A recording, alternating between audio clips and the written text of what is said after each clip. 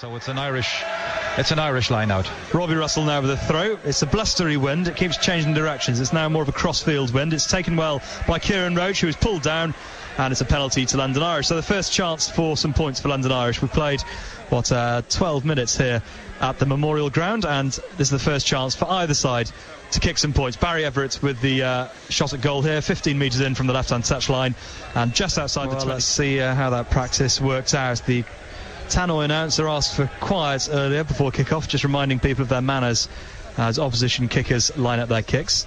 Let's see if his request has been heeded. Well, it certainly seems to be. Silence descends on the ground as Everett takes his time over this kick and is now set, and it's just a step to the left, pauses and strikes it right-footed. He has got the kick, through it goes. He really didn't catch it very cleanly at all, Paddy, but we'll take the 3 points from a London Irish point of view.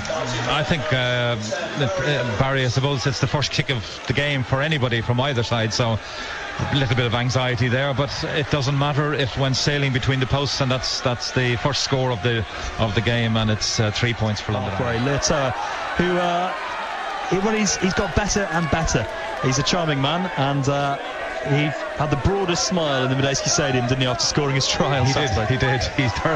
He really enjoyed that. That was his debut try for London Irish, and I think it's fair to say there was no happier man in the stadium. Kieran Roach takes the ball cleanly from the line out at the front of the line, and it's the maul forms quickly, and they're driving away from the 10-metre line towards the halfway. A decent maul here from Irish, but Bristol now reorganising, and the crowd trying to urge their men on. It comes back to the backs, and Barry Everett again goes for a little kick through, and the ball has bounced. Mapasua goes tumbling over. He was tripped over certainly, but accidentally, and the referee rightly allows play to go on, and Bristol can counter-attack now down this right-hand side. There are numbers. Lemmy moves it down the line to Elabd. Elabd steps on and passes inside to Brew. Brew tackled on the Irish 10-metre line, and they come again. 3-0. London Irish still lead here, but Bristol looking dangerous with the ball in possession for the time being. Slow ball for Reardon, and throws a dangerous pass up into the air. Kieran Roach nearly pounces. Now he does get the ball. Good play from Kieran Roach. He was alert to it. Now there's numbers on this right-hand side for Irish. They need to move it quickly down the line. Bob Casey looks for the offload, throws it out, picked up by Tangathakabau. He can't get his pass away, and there were numbers on their right-hand side, but the Bristol defence held firm. Now Barry Everett goes to Topsy Ojo, away on the right-hand wing. Ojo runs into the defence. He's a little bit isolated and tight on that touchline. Bristol trying to push him into touch. Penalty coming up for London Irish. So Irish with some free possession here. Drop goal attempt from Ricky Footy from miles out. He knew they were playing advantage. He struck it quite beautifully, but it's just gone wide. So they go back for the penalty. Okay, but this is a tough kick for Barry Everett. He will be kicking, he will almost have the wind directly behind him. I think it's coming from that corner. He's only 5 metres in from the right-hand touchline, and he's, let's see, about 10 metres outside the 22. So it's a tight, not the best angle for him, for a right-footed kicker. And, this will certainly be testing him. Let's see what he can do. He's just 5 metres in, and the wind possibly is the only good. Yeah, you could say, Graham. The wind is straight behind him. Is right behind him. Yeah. Well, here it comes.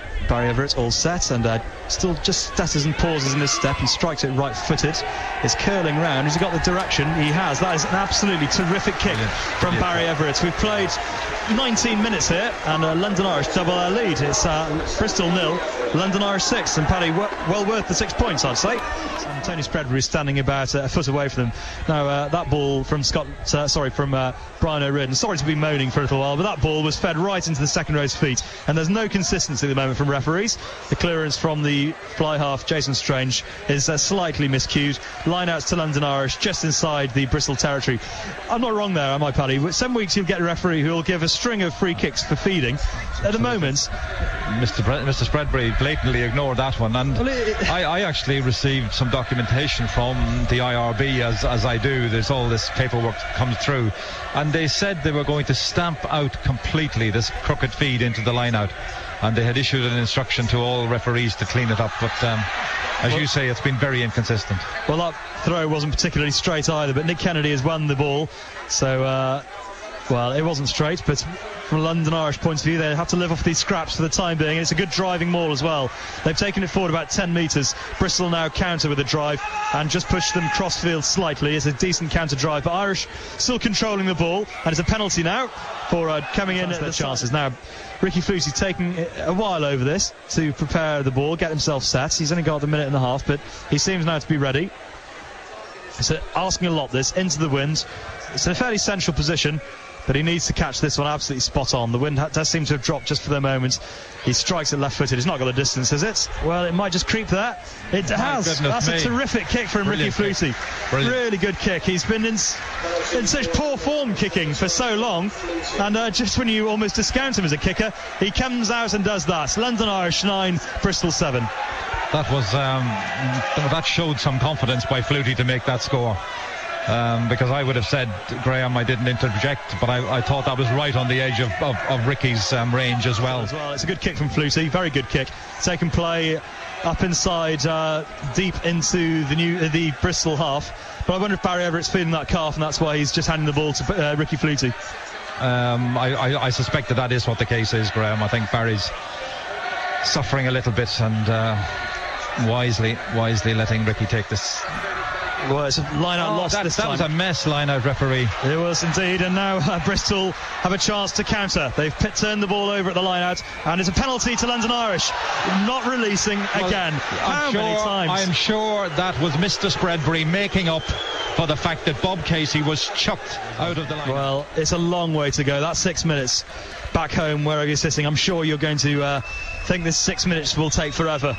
It certainly will do from where I'm sitting. It will crawl by, but Ricky Flutie now, as the clock will restart with 6:03 on it, has a kick in front of the post, a long way out. He is getting booed this time by Bristol. Their manners were impeccable earlier. They've forgotten about their manners in their nerves. Flutie now left-footed, strikes it. Has it got the distance?